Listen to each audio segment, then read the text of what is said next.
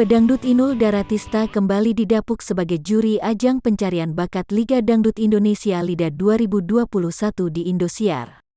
Inul Daratista merasa senang, bukan karena uang, tapi Inul senang karena bisa mengetahui sejauh mana perkembangan musik dangdut di Indonesia.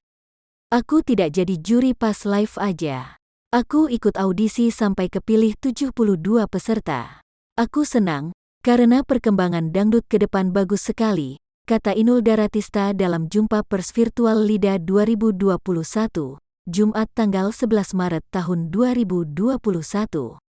Saat menyaksikan audisi, istri Adam Suseno merasa bangga karena usia para peserta paling banyak di bawah 20 tahun dan memiliki kualitas suara yang sangat baik. Saya bandingin sama suara Lesti Kejora.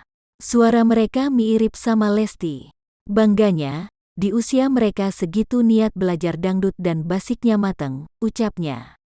Wanita berusia 42 tahun itu setiap tahun menjadi juri. Diakuinya kualitas para peserta ajang pencarian bakat musik dangdut memiliki perbandingan kualitas yang signifikan membaik.